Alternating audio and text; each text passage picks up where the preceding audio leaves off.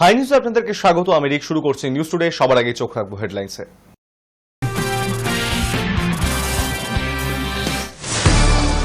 দক্ষিণ কলকাতা ল কলেজের ভিতরে তরুণীকে ধর্ষণের অভিযোগ। নির্যাতিতার অভিযোগের ভিত্তিতে ওই কলেজেরই 3 জনকে গ্রেফতার করল পুলিশ। একজন ল কলেজের প্রাক্তন ছাত্র এবং কর্মী, বাকি 2 জন কলেজের বর্তমান পড়ুয়া। দিনভর জমজমাট রথযাত্রা উৎসব। দীঘায় নতুন মন্দিরে রথযাত্রা ঘিরে উন্মাদনা। উৎসবে বড় ভূমিকায় খোদ মুখ্যমন্ত্রী। পুরীতে যথারীতি লক্ষ লোকের সমাগম। সাড়ম্বরে রথযাত্রা পালিত মাহেশ এবং ইস্কনেও। 345টি রাজনৈতিক দলের অনুমোদন বাতিল করল নির্বাচন কমিশন। দেশের রাজনৈতিক ব্যবস্থা ঢেলে সাজানো এবং সংস্কার করার জন্য এই সিদ্ধান্ত জানিয়ে দিল নির্বাচন কমিশন। চীনের সঙ্গে বাণিজ্য চুক্তি আমেরিকার। পরের বাণিজ্য চুক্তি কি ভারতের সঙ্গে? বড় মাপের চুক্তি করার ইঙ্গিত দিলেন মার্কিন প্রেসিডেন্ট ডোনাল্ড ট্রাম্প। আমেরিকার সঙ্গে পরমাণু বৈঠকে বসার সম্ভাবনা খারিজ করে দিল ইরান। ইরানের সরকারি সংবাদ মাধ্যমকে দেওয়া সাক্ষাৎকারে ইরানের বিদেশমন্ত্রী আব্বাস আগারচি জানিয়েছেন, আমেরিকার সঙ্গে বৈঠকে বসার কোনো পরিকল্পনা তাদের নেই। নতুন ছবি মেট্রো ইন্দিনোর প্রচারে শহরে সারা আলী খান এবং আদিত্য রায় কাপুর। বিকেলে ইডেন গার্ডেন্সের মাঠ ছুঁয়ে রাতে পৌঁছলেন বেহালায় সৌরভ গাঙ্গুলির বাড়ির ডিনার টেবিলে।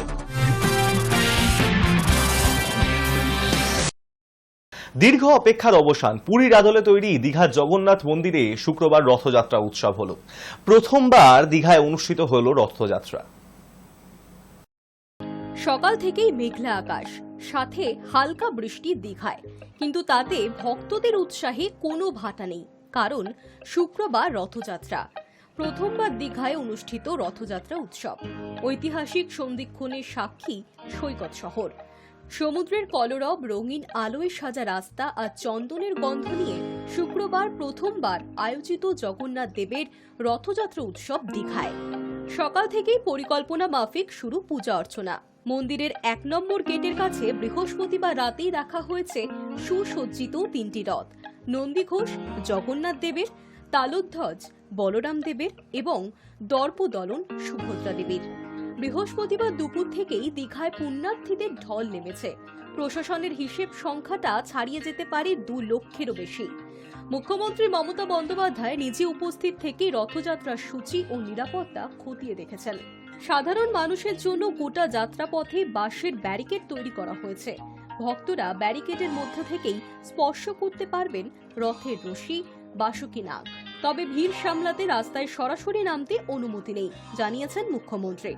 মন্দির ছিল বন্ধ স্নান পূর্ণিমা থেকে টানা 15 দিন। বৃহস্পতিবার সকাল 7টায় নেত্র উৎসবের মধ্য দিয়ে খুলেছে দরজা। আর খুলতেই দীঘায় নেমেছে ভক্তদের ঢল। দীঘার গুন্ডিচা মন্দির অর্থাৎ মাসির বাড়িতেও চলছে জোর কদম প্রস্তুতি। সেখানে আগামী 9 দিন থাকবেন মহাপ্রভু। উৎসবের রঙে দীঘা ইতিমধ্যেই ডুবে গিয়েছে। চন্দননগরের আলো, পতাকা, ফুলমালায় ঢেকে ফেলা হয়েছে পুরো শহর। Hi news network. কলকাতার ইসকনের রথযাত্রা এবারে 54তম বছরে পড়ল। ইসকনের রথযাত্রার আয়োজন হাঙ্গারফোর্ড স্ট্রিট থেকে। কলকাতা শহরে এই রথযাত্রাতেও এখন তুমুল জনপ্রিয়তা। আর এর পাশাপাশি হুগলির মাহেশের রথ বেশ জনপ্রিয়। তবে নতুন করে দীঘা জগন্নাথ মন্দিরের উদ্বোধনের পর সেখানেও উন্মাদনা তুঙ্গে। অন্যদিকে দ্বাদশ শতাব্দীর মন্দির থেকে শুরু হোক পুরীর রথের মহাযাত্রা। পুরীতে রথের উৎসব 9 দিন ধরে চলবে। চলতি বছর নজিরবিহীন নিরাপত্তা রয়েছে সৈকত নগরীতে। সঙ্গে পুরীতে মানুষের ঢল দেখা গিয়েছে। রথযাত্রার ভূমিকার জোয়ারে ভাসছে পুরী। দ্বাদশ শতাব্দীর মন্দির থেকে শুরু মহাযাত্রা। ভোরের মহাস্নানের পর শুরু হয় পুজো পাঠ। পুরীতে প্রথমে রথকে স্নান করানো হয়, পরে 108 পত্রের পবিত্র জলে বিগ্রহ স্নান করানো হয়। মহাস্নানের পর বৈদিক মন্ত্র রথ প্রতিষ্ঠা। পুরীতে রথের উৎসব 9 দিন ধরে চলে। চলতি বছরে নজিরবিহীন নিরাপত্তা সৈকত নগরীতে। প্রথমবার রথযাত্রায় পুরীতে সুপার সিকিউরিটি রাখা হয়েছে। রথযাত্রায় পুরীতে মোতায়েন হয়েছে এনএসজি স্নাইপার। পুরীতে মোতায়েন 10,000 পুলিশ। অত্যাধুনিক এআই ক্যামেরায় নজরদারি চলছে। পুরীতে ঢেলে সাজানো রয়েছে নিরাপত্তা ব্যবস্থা। কড়া নজরদারি চলছে সৈকত সমুদ্রে। প্রধানমন্ত্রী নরেন্দ্র মোদী রথের দিনে জগন্নাথ মন্দিরে গিয়ে নিজে প্রার্থনা করেছেন। পুরীর আয়োজন দেখে তিনি মুগ্ধ হয়েছেন। পুরী ত্রিমূর্তি জগন্নাথ দর্শনের পর ভারতবাসীর কল্যাণের উদ্দেশ্যে তিনি একটি টুইটও করেন। অন্যদিকে দীঘার জগন্নাথ মন্দির উদ্বোধনের পর প্রথম রথযাত্রা নিয়ে উন্মাদনা তুঙ্গে। ইতিমধ্যেই লাখ লাখ পর্যটকের ভিড় জমিয়েছে দীঘার জগন্নাথ, বলরাম ও সুভদ্রার রথের দড়িতে টান দিতে উপস্থিত রয়েছেন খোদ মুখ্যমন্ত্রী মমতা বন্দ্যোপাধ্যায়ও। পুরীতে যেমন রাজা স্বর্ণ ঝাড়ু দিয়ে রাস্তা সাফ করার পর রথের চাকা এগোয়, ঠিক তেমনই দীঘাতেও রথযাত্রা শুরুর আগে স্বর্ণ ঝাড়ু দিয়ে ঝাড়ু দেওয়ার ভূমিকায় থাকবে খোদ মুখ্যমন্ত্রী। দীঘায় উপস্থিত ইসকন কলকাতার সহ সভাপতি রাধারমন দাসও। বৃহস্পতিবার থেকেই পুজো পাঠ শুরু হয়ে গিয়েছে। জানা গিয়েছে শুক্রবার সকাল থেকে পুজো পাঠ শুরু, দুপুর 2টো থেকে 2:30-এর মধ্যে অভিষেক মুহূর্ত। অন্যদিকে কলকাতার ইসকনের রথযাত্রাও এবারে 54তম বছরে পড়ল। সেই রথযাত্রাকে কেন্দ্র করে সাজো সাজো রব। ইসকনের বাইরে অ্যালবার্ট রোডে রথযাত্রার আয়োজন। জগন্নাথ দেবের পাশাপাশি রয়েছে বলরাম সুভদ্রার রথ। দূর দূরান্ত থেকে কলকাতায় এসেছে ভক্তরা। ইসকনের রথযাত্রার আয়োজন হাঙ্গারফোর্ট স্ট্রিট থেকে। কলকাতা শহরের এই রথযাত্রার এখন তুমুল জনপ্রিয়তা। যাত্রা শুরুর আগে সাংস্কৃতিক অনুষ্ঠানের মাধ্যমে সূচনা রথযাত্রার। মূল ভূমিকায় নৃত্যশিল্পী ডোনা গঙ্গোপাধ্যায় নাচের গ্রুপ। আগামী 7 দিন পুরী, দীঘা ও কলকাতায় সাধারণ মানুষ দর্শন করতে পারবেন। Hi news network. শুক্রবার রথযাত্রা উৎসব আর দেশের বিভিন্ন প্রান্তে পালিত হচ্ছে রথযাত্রা। দীঘার রথযাত্রা, পুরীর রথযাত্রা, মাহেশের পাশাপাশি বরিশাতেও পালিত হলো রথযাত্রা উৎসব। বেহালার শখের বাজার বড়বাড়ির বরিশা রথযাত্রা উৎসব এবছর তাদের রথযাত্রা উৎসব 307তম বর্ষে পদার্পণ করলো। ফুলের মালায় সুসজ্জিত রথে চড়ে মাসির বাড়ি রওনা দিলেন জগন্নাথ, বলরাম ও সুভদ্রা।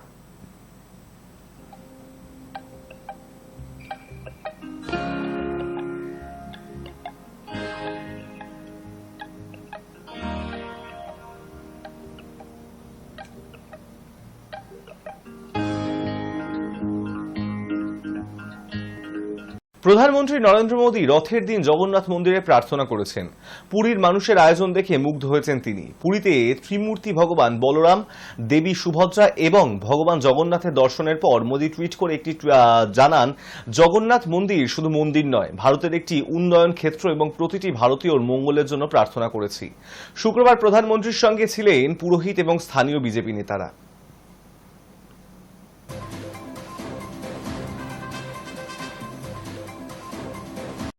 গত বছর 8ই অগস্ট ডিউটিরত অবস্থায় তিলোত্তমার ধর্ষণের ঘটনায় নড়ে বসেছিল গোটা বাংলা। তার কয়েক মাসের মধ্যেই সেই একই ঘটনা। খাস কলকাতায় এক ল কলেজে গণধর্ষণের শিকার আইনের এক ছাত্রী। তাই কলেজের মধ্যেই ছাত্রীকে গণধর্ষণের অভিযোগ, গ্রেফতার 3 জন। ধৃতদের মধ্যে একজন বর্তমান ছাত্র এবং 2 জন প্রাক্তনী রয়েছেন। পুলিশ ঘটনার তদন্ত শুরু করেছে। নমুনা সংগ্রহের জন্য ওই কলেজে ফরেনসিক দল যাবে বলেও খবর। ধৃতদের শুক্রবার আলিপুর আদালতে তোলা হয়। দক্ষিণ কলকাতার একটি ল কলেজে গত বুধবার এই ঘটনা ঘটেছে বলে অভিযোগ উঠছে। অভিযোগকারিনী ওই কলেজেরই ছাত্রী। ওই দিন সন্ধ্যায় তাকে ডাকা হয়েছিল। অভিযোগ উঠছে তিনি সেখানে গেলে তার উপর চড়াও হয় 3 জন। গণধর্ষণ করা হয়। কাউকে কিছু না বলতে হুমকিও দেওয়া হয় বলে অভিযোগ। পরে ওই ছাত্রী কসবা থানায় লিখিত অভিযোগ দায়ের করেছেন। আর অভিযোগ পেয়ে নড়ে চড়ে বসেন পুলিশ আধিকারিকেরা। প্রথমে 2 জনকে পাকড়াও করে চলে জিজ্ঞাসাবাদ। তাদের থেকেই মূল অভিযুক্তের খোঁজ পাওয়া গিয়েছে। কাল বিলম্ব না করে মূল অভিযুক্তকে গ্রেফতার করা হয়। বুধবার সন্ধ্যায় ওই ছাত্রীকে ডাকা হয়েছিল বলে খবর। তিনি যাওয়ার পর সন্ধ্যে 7:30 থেকে রাত 10:50 মধ্যেই গণধর্ষণের শিকার হন বলে অভিযোগ। ওই ছাত্রীর শারীরিক পরীক্ষা করানো হয়েছে কলকাতার একটি সরকারি হাসপাতালে। কিন্তু কিভাবে এই নক্করজনক ঘটনা কলেজের মধ্যেই হতে পারে? কলেজের নিরাপত্তা রক্ষীরা কোথায় ছিলেন? তাদের ভূমিকা কি ছিল? সেই সময় অন্য কেউ কলেজে কি ছিল? একাধিক প্রশ্ন উঠতে শুরু করেছে। 3 ধৃতকে প্রাথমিক জিজ্ঞাসাবাদ করা হয়েছে বলে পুলিশ সূত্রে খবর। শুক্রবার ধৃতদের আলিপুর আদালতে তোলা হয়। ওই কলেজের অকুস্থল থেকে নমুনা সংগ্রহের জন্য ফরেনসিক দল যাবে বলেও পুলিশ সূত্রে জানা গিয়েছে। রাজ্যের এমন ঘটনায় রিপোর্ট তলব জাতীয় মহিলা কমিশনের। 72 ঘন্টার মধ্যে পুলিশকে ঘটনা নিয়ে রিপোর্ট জমা দেওয়ার নির্দেশ। আর এই ঘটনায় নিন্দা করে সমাজ মাধ্যমে পোস্ট অল ইন্ডিয়া তৃণমূল কংগ্রেসের। দোষী সাব্যস্ত হলে শাস্তির দাবি শাসক দলের। Hi news network. চাকরি দেওয়ার নাম করে মহিলার সঙ্গে সহবাস, গুরুতর অভিযোগ কার্তিক মহারাজের বিরুদ্ধে। ভারত সেবাশ্রম সংঘের এই সন্ন্যাসী সদ্য পদ্মশ্রী পেয়েছেন। কার্তিক মহারাজের বিরুদ্ধে মুর্শিদাবাদ জেলার নবগ্রাম থানায় ধর্ষণের অভিযোগ জানিয়েছেন ওই মহিলা। দায়ের হয়েছে মামলা। প্রাপ্ত সন্ন্যাস কার্তিক মহারাজের বিরুদ্ধে সহবাস, জোর করে গর্ভপাত করানো এবং প্রতারণার অভিযোগ এক শিক্ষিকার। ঘটনাটি প্রকাশ্যে আসতেই চাঞ্চল্য ছড়িয়েছে মুর্শিদাবাদ সহ গোটা বাংলায়। যদিও এই অভিযোগকে গুরুত্ব দিতে নারাজ কার্তিক মহারাজ। তার কথায়, আমি এসবে বিচলিত নই। সম্প্রতি কার্তিক মহারাজের বিরুদ্ধে বিস্ফোরক অভিযোগ করেন এক মহিলা। তার বক্তব্য অনুযায়ী 2013 সালে কাজের প্রতিশ্রুতি দিয়ে কার্তিক মহারাজ তাকে মুর্শিদাবাদের নবগ্রাম থানা এলাকার চাণক্য এলাকায় এক আশ্রমে প্রাইমারি স্কুলে নিয়ে যান। সেখানে তাকে শিক্ষিকার পদে নিয়োগ করা হয়। স্কুলে থাকার জন্য তাকে একটি ঘরও দেওয়া হয়। সেখান থেকেই শুরু হয় দুঃস্বপ্নের জীবন। অভিযোগ, এক রাতেই নাকি আচমকাই মহারাজ এসে তাকে শারীরিক সম্পর্কের প্রস্তাব দেন। বাধ্য হয়ে তা মেনে নিতে হয় বলে জানান অভিযোগকারিনী। কারণ ততদিনে তিনি ঘরবাড়ি ছেড়ে মহারাজের শরণাপন্ন হয়েছিলেন। এরপর দিনের পর দিন তার উপর শারীরিক অত্যাচার চালানো হয় বলে অভিযোগ। পরবর্তীতে বৃহস্পতিবার রাতে নবগ্রাম থানায় কার্তিক মহারাজের বিরুদ্ধে লিখিত অভিযোগ দায়ের করেন ওই মহিলা। তার উপর অত্যাচারের ঘটনায় বিচারের দাবি করেছেন তিনি। রঘুনাথগঞ্জে এক অনুষ্ঠানে গিয়ে এসে অভিযোগ প্রসঙ্গে কার্তিক মহারাজ জানিয়েছেন, আমার বিরুদ্ধে যে অভিযোগ করা হয়েছে তা নিয়ে আমার আইনজীবী যা বলার বলবেন, এটা নিয়ে আমি বিচলিত নই। সন্ন্যাসী চলার পথে এরকম বহু রকম আসবে ঝড়, সন্ন্যাসী হতে হবে না। সন্ন্যাসী আমার যারা আশ্রম আছে, আশ্রম আবাসিক আছেন, তারা সবাই এর উত্তর দেবেন, বলবেন। কারণ আমরা কোনো সন্ন্যাসী, যেখানে হচ্ছে ঘটনা, তাই মহিলাদের আশ্রম, সেখানে কোনো রাত্রি নিবাসের কোনো প্রশ্নই নেই। এগুলো হচ্ছে আমাদের যারা লোক আছেন, অগণিত যারা মিডিয়া বন্ধু আছেন, তারা এটা যথাযোগ্য উত্তর দেবেন না। প্রসঙ্গত, বহুবার বাংলায় শাসক দলের বিরুদ্ধে সরব হয়েছেন কার্তিক মহারাজ। এতদিন পর এই অভিযোগকে ঘিরে অনেকেই এতে রাজনীতির রং দেখছেন। Hi news network. বাংলায় বর্ষা এসে গিয়েছে বলা যায়, আর তার মাঝে আশার খবর। বিশ্বে প্রথম তৈরি ম্যালেরিয়া টিকার দাম কমেছে। দেওয়া হবে এদেশের শিশুদেরও। কবে থেকে পাওয়া যেতে পারে সেই টিকা, দেখুন। শেষে আসার কথা শোনা গেল। ম্যালেরিয়ার প্রথম প্রতিষেধক আবিষ্কারের কথা ঘোষণা হয় সেই 2021 সালেই। বিশ্ব স্বাস্থ্য সংস্থার অনুমোদন পেয়ে টিকা বাইরের দেশগুলিতে এলেও এ দেশের বাজারে আসেনি। টিকার দাম কত হবে সে নিয়ে নানা আলোচনাও চলে দীর্ঘ সময় ধরে। এতদিন পরে টিকার নির্মাতা সংস্থা গ্ল্যাক্সোস্মিথক্লাইন এবং ভারতের প্রতিষেধক নির্মাতা সংস্থা ভারত বায়োটেক ঘোষণা করেছে যে ম্যালেরিয়ার টিকার দাম কমছে, কম দামে আসবে এদেশেও। সব ঠিক থাকলে চলতি বছরের শেষ থেকে এদেশের শিশুদেরও দেওয়া শুরু হতে পারে।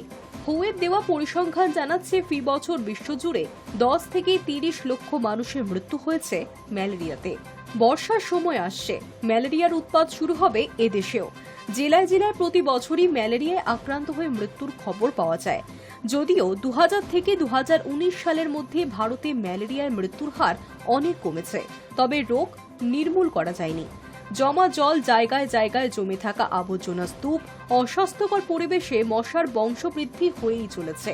তবে গবেষকরা মনে করছেন, যদি আগে থেকেই টিকা দিয়ে রাখা যায় তাহলে রোগের তীব্রতা অনেকটাই কমতে পারে। মশাবাহিত রোগের বিরুদ্ধে প্রতিরোধ শক্তি তৈরি হবে শরীরে। প্রতিষেধকটির নাম RTS বা মসকিউরিক্স।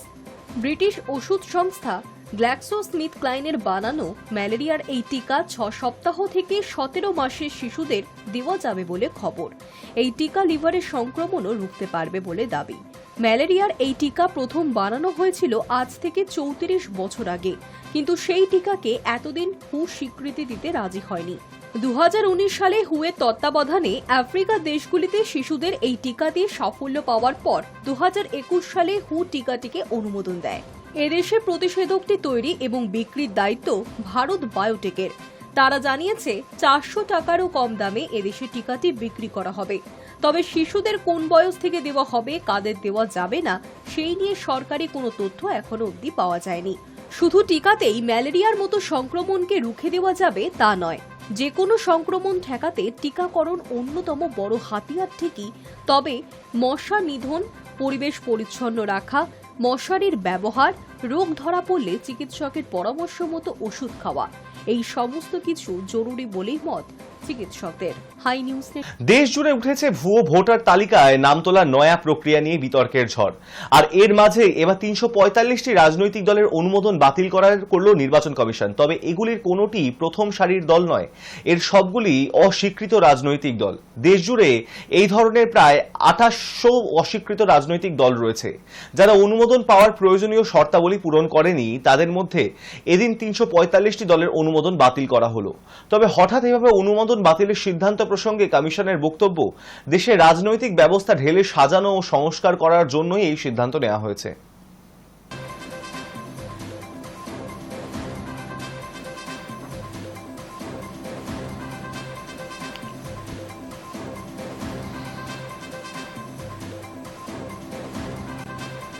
ভারতীয় সময় বেলা 12টা 1 মিনিটে রওনা হয়েছিল ড্রাগন। অবশেষে বৃহস্পতিবার বিকেলে তারা পৌঁছে যান মহাকাশ স্টেশনে।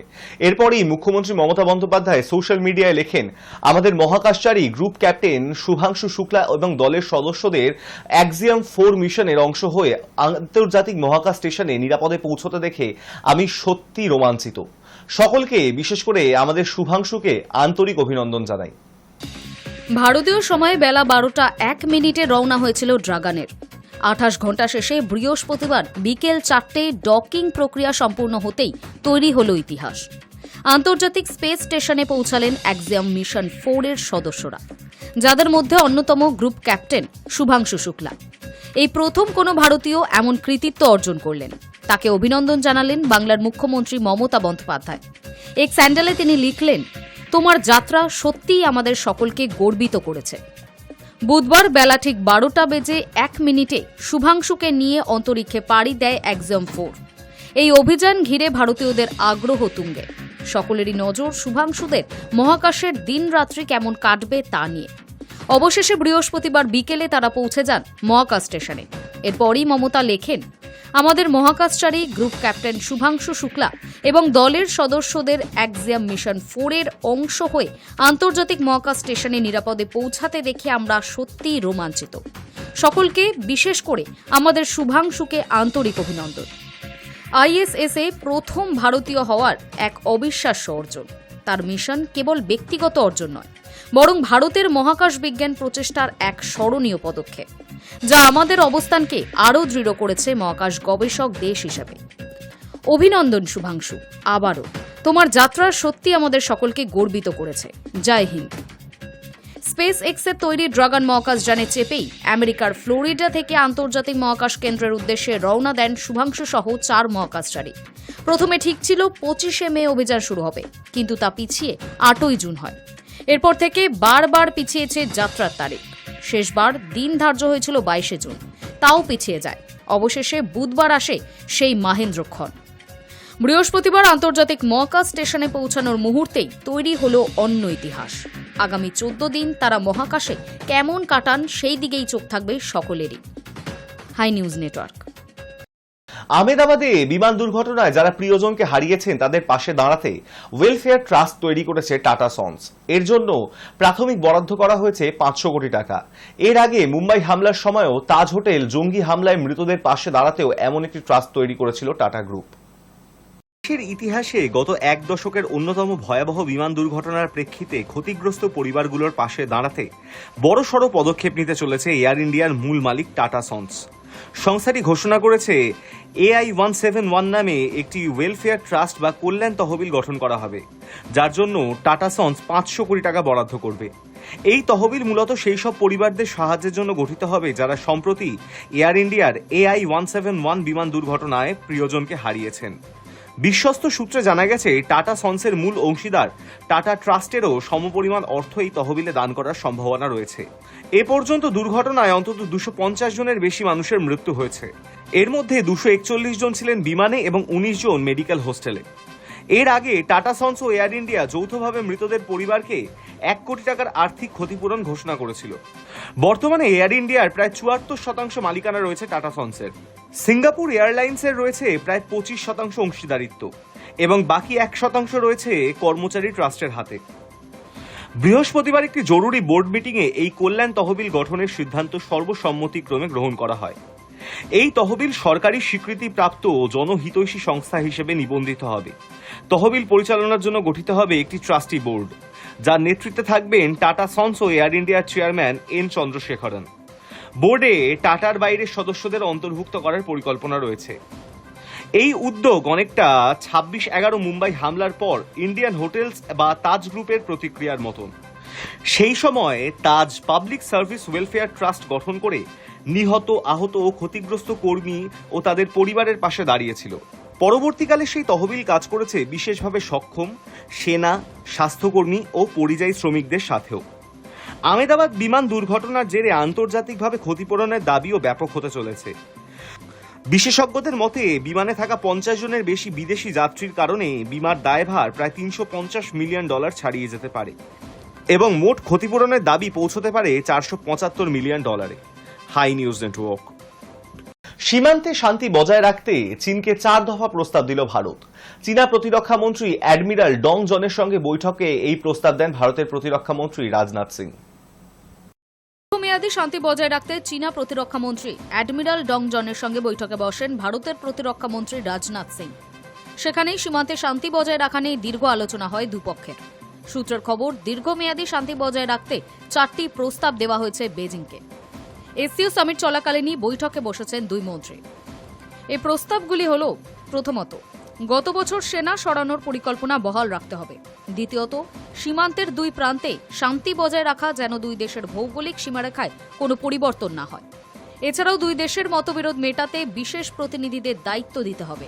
চতুর্থত এবং সবচেয়ে গুরুত্বপূর্ণ, পাক বন্ধু চীনকে দিল্লির তরফ থেকে সাফ জানিয়ে দেওয়া হয়েছে যে অপারেশন সিন্দুর হল পাক মদতপুষ্ট সীমান্ত সন্ত্রাসের বিরুদ্ধে ভারতের নৈতিক অবস্থান। উল্লেখ্য, 2020 সালের গালওয়ানে সীমান্ত ইস্যুতে ভারত ও চীনের মধ্যে সীমান্ত সংঘাত চরম আকার নিয়েছিল। এরপর টানা 5 বছর ধরে দফায় দফায় বৈঠকের পর ধীরে ধীরে স্বাভাবিক হতে শুরু করেছে দুই দেশের সম্পর্ক। গালওয়ানের পর ডেমচক, দেবসাংয়ে সেনা মোতায়েন করেছিল দুই দেশ। সেই সেনা প্রত্যাহারও শুরু হয়েছে। এই পরিস্থিতিতে ওয়াকিবহল মহলের মতে অতীতের দুঃসময়কে দূরে সরিয়ে চীনের সঙ্গে সম্পর্কের উন্নতিতে রাজনাথের এই চীন সফর। অপারেশন সিন্দুরের পর সন্ত্রাসবাদ নিয়ে চীনকে অবগত করানোরও উদ্দেশ্য ছিল কেন্দ্রীয় প্রতিরক্ষা মন্ত্রীর। ডংয়ের সঙ্গে বৈঠকের পর এক স্যান্ডেলে পোস্ট করেন রাজনাথ। সেখানে তিনি লেখেন, দ্বিপাক্ষিক সম্পর্ক নিয়ে ইতিবাচক আলোচনা হয়েছে। প্রায় 6 বছর পর ফের মানস সরোবর যাত্রা শুরু হয়েছে। সেই নিয়েও আমরা অত্যন্ত খুশি। এই ইতিবাচক দৃষ্টিভঙ্গি বজায় রাখতে হবে দুপক্ষকে, যাতে আগামী দিনে নতুন করে কোনো সমস্যা তৈরি না হয়। Hi news network. ফের ভারত পাকিস্তান সংঘাত থামানোর কৃতিত্ব দাবি করলেন মার্কিন প্রেসিডেন্ট ডোনাল্ড ট্রাম্প। বহু যুদ্ধ থামানোর কৃতিত্ব দাবি করা ট্রাম্পের বক্তব্য, ভারত পাক সংঘাত থামানোই তার কাছে খুব সম্ভবত সবচেয়ে গুরুত্বপূর্ণ। কংগ্রেসের বক্তব্য এই নিয়ে 18 বারেই দাবি করলেন ট্রাম্প। প্রধানমন্ত্রী নরেন্দ্র মোদী প্রশংসা পেতে ভারতের স্বার্থকে জলাঞ্জলি দিচ্ছেন বলেই তোপ দেখেছেন তারা। নেদারল্যান্ডসের দ্য হেগ শহরে নেটোর বৈঠকের পর সাংবাদিকদের মুখোমুখি হন ডোনাল্ড ট্রাম্প। সেখানে তিনি ইসরায়েল, ইরান, রাশিয়া, ইউক্রেন ছাড়াও বিশ্বের একাধিক যুদ্ধ বা সংঘাতের প্রসঙ্গ উত্থাপন করেন। সেই সূত্রেই ট্রাম্প বলেন, খুব সম্ভবত এগুলির মধ্যে সবচেয়ে গুরুত্বপূর্ণ ছিল ভারত আর পাকিস্তান সংঘাত। আমি একাধিক ফোন করে এটা থামিয়েছি, বলেছি যদি তোমরা একে অপরের সঙ্গে লড়তে থাকো, আমরা তোমাদের সঙ্গে কোনো বাণিজ্য চুক্তি করব না। একই সঙ্গে ট্রাম্পের সংযোজন, পাক সেনাপ্রধান আসিম মুনির খুবই ভালো লোক। প্রধানমন্ত্রী নরেন্দ্র মোদী তো আমার দারুণ বন্ধু, ভদ্র মানুষও, তাই তাদের সঙ্গে যোগাযোগ করতে পেরেছিলাম। তারা বলল বাণিজ্য চুক্তি চায়, আমরা পরমাণু যুদ্ধ বন্ধ করছি। এর আগে একাধিকবার ট্রাম্প দাবি করেছিলেন ভারত পাক সামরিক সংঘাত তিনি থামিয়েছিলেন। গত 18 জুন অবশ্য ভারতের বিদেশ সচিব বিক্রম মিশ্র জানিয়েছিলেন ট্রাম্পের সঙ্গে প্রধানমন্ত্রীর ফোনে কথা হয়েছে। 35 মিনিটের সেই ফোনালাপে প্রধানমন্ত্রী স্পষ্ট জানিয়ে দেন ভারত কারো মধ্যস্থতা মেনে নেবে না। পাকিস্তানের সঙ্গে ভারতের সংঘর্ষ বিরতি নিয়েও আলোচনা হয়েছে ইসলামাবাদের অনুরোধেই। ট্রাম্পকে এমনটাই জানান মোদি। তারপর ওই ফোনালাপ নিয়ে মুখ খোলেন ট্রাম্প। প্রথম থেকেই এ প্রসঙ্গে তিনি যা দাবি করে আসছিলেন সেই অবস্থান থেকে এক চুলো না নড়ে তিনি বলেছিলেন, পাকিস্তান এবং ভারতের মধ্যে যুদ্ধ আমি থামিয়েছি। High news network. বাংলাদেশের সংবিধান সংশোধনের লক্ষ্যে গঠিত জাতীয় ঐক্যমত্য কমিশনের বৈঠকে 3 দিন আগেই মোহাম্মদ ইউনূসের নেতৃত্বাধীন অন্তর্বর্তী সরকারের প্রস্তাবের বিরোধিতা করেছিল বিএনপি। কিন্তু বৃহস্পতিবার অবস্থান বদলে ফেলল প্রাক্তন প্রধানমন্ত্রী খালেদা জিয়ার বিএনপি। দলের তরফে জানানো হয়েছে প্রধানমন্ত্রীত্বের মেয়াদ সর্বোচ্চ 10 বছর বেঁধে দেওয়ার প্রস্তাব শর্ত সাপেক্ষে মেনে নেওয়া যেতে পারে। এক ব্যক্তি সারা জীবনে সর্বোচ্চ 10 বছর বাংলাদেশের প্রধানমন্ত্রী পদে থাকতে পারবেন। এই মর্মে আইন সংশোধন করতে জাতীয় ঐক্যমত্য কমিশনের বৈঠকে প্রস্তাব দেওয়া হয়েছে অন্তর্বর্তী সরকারের তরফে। শুক্রবার কমিশনের 6ষ্ঠ দিনে বৈঠক শেষে বিএনপি জানিয়েছে এমন প্রস্তাবে তারা সায় দিতে পারে, কিন্তু সেক্ষেত্রে প্রধানমন্ত্রী বা অন্য সাংবিধানিক পদগুলিতে নিয়োগের জন্য জাতীয় সাংবিধানিক কাউন্সিল বা ওই ধরনের কোনো কমিটি গঠনের বিধান নতুন সংবিধানে সংযুক্ত করা যাবে না। গত রবিবার শুরু হওয়া জাতীয় ঐক্যমত্য কমিশনের বৈঠকে মোট 30টি রাজনৈতিক দল অংশ নিয়েছে। এর মধ্যে বিএনপি সহ মোট 3টি দল প্রধানমন্ত্রী বা রাষ্ট্রপতি পদের নির্দিষ্ট মেয়াদ বেঁধে দেওয়ার প্রস্তাবের বিরোধিতা করেছিল। ওই 3 দলের প্রতিনিধিদের আপত্তিতেই এখনও ওই বিষয়টিতে ঐক্যমত্য হয়নি। পাশাপাশি এনসিসি গঠন এবং সংবিধানের মূলনীতি প্রণয়নের বিষয়টিও ঝুলে রয়েছে। জাতীয় ঐক্যমত্য কমিশনের সহসভাপতি আলী রিয়াজ বৃহস্পতিবার বলেন, সাংবিধানিক ও সংবিধিবদ্ধ প্রতিষ্ঠানে নিয়োগ কমিটির বিষয়ে চূড়ান্ত সিদ্ধান্ত না হওয়া পর্যন্ত প্রধানমন্ত্রীর মেয়াদের বিষয়ে চূড়ান্ত সিদ্ধান্ত নেওয়া যাচ্ছে না। High news network. কলকাতা সহ দক্ষিণবঙ্গের একাধিক জেলায় মুষলধারে বৃষ্টির পূর্বাভাস দিল আলিপুর আবহাওয়া দপ্তর। কোথাও কোথাও তা চলতে পারে মঙ্গলবার পর্যন্ত। হাওয়া অফিস জানিয়েছে, রাজ্যে এই মুহূর্তে বর্ষা অত্যন্ত সক্রিয়, আর তার উপর নতুন করে তৈরি হয়েছে নিম্নচাপ অঞ্চল। তার প্রভাবেই আগামী সপ্তাহে বৃষ্টি কিছুটা বেশি হবে। কলকাতা সহ দক্ষিণবঙ্গের একাধিক জেলায় মুষলধারে বৃষ্টির পূর্বাভাস দিল আলিপুর আবহাওয়া দপ্তর। কোথাও কোথাও তা চলতে পারে মঙ্গলবার পর্যন্ত। হাওয়া অফিস জানিয়েছে, রাজ্যে এই মুহূর্তে বর্ষা অত্যন্ত সক্রিয়, তার উপর নতুন করে তৈরি হয়েছে নিম্নচাপ অঞ্চল। তার প্রভাবেই আগামী সপ্তাহে বৃষ্টি কিছুটা বেশি হবে। শুক্রবার কলকাতায় বিক্ষিপ্তভাবে বজ্রবিদ্যুৎ সহ বৃষ্টির সম্ভাবনা রয়েছে। সঙ্গে ঝোড়ো হাওয়া বইতে পারে ঘণ্টায় 30 থেকে 40 কিলোমিটার বেগে। একই পূর্বাভাস হাওড়া, পুরুলিয়া, ঝাড়গ্রাম, পশ্চিম মেদিনীপুর, পূর্ব মেদিনীপুর, বাঁকুড়া, বীরভূম, মুর্শিদাবাদ এবং নদিয়া। তবে হুগলি, দক্ষিণ 24 পরগনা, উত্তর 24 পরগনা, পূর্ব বর্ধমান, পশ্চিম বর্ধমানে ভারী বর্ষণের সম্ভাবনা রয়েছে। শনিবার দক্ষিণবঙ্গের কোনো জেলায় আবহাওয়া সংক্রান্ত কোনো সতর্কতা জারি করা হয়নি। রবিবার থেকে আবার ভারী বৃষ্টির সম্ভাবনা হুগলি, পশ্চিম মেদিনীপুর, বাঁকুড়া, পুরুলিয়া, ঝাড়গ্রাম, 2 বর্ধমান এবং বীরভূমে। পুরুলিয়া এবং ঝাড়গ্রামে মঙ্গলবার পর্যন্ত ভারী বৃষ্টির সম্ভাবনা। সারা সপ্তাহ ধরে বৃষ্টি হবে উত্তরবঙ্গেও, তবে সোমবার পর্যন্ত দুর্যোগের সতর্কতা জারি করা হয়েছে। শুক্রবার ভারী বৃষ্টি হতে পারে জলপাইগুড়ি, কোচবিহার, আলিপুরদুয়ার এবং উত্তর দিনাজপুরে। শনিবার থেকেই জেলাগুলির পাশাপাশি দার্জিলিং, কালিম্পংয়ে ভারী বর্ষণের সম্ভাবনা রয়েছে। দক্ষিণ দিনাজপুর এবং মালদহে শুক্রবার বজ্রবিদ্যুৎ সহ বিক্ষিপ্ত বৃষ্টির সতর্কতা জারি করেছে হাওয়া অফিস। শুক্রবার কলকাতায় সর্বনিম্ন তাপমাত্রা ছিল 25.5 ডিগ্রি সেলসিয়াস, স্বাভাবিকের চেয়ে 1.3 ডিগ্রি কম। Hi news network. News today এখন এই পর্যন্তই। দেখতে থাকুন হাই নিউজ, নির্ভীক, নিরপেক্ষ।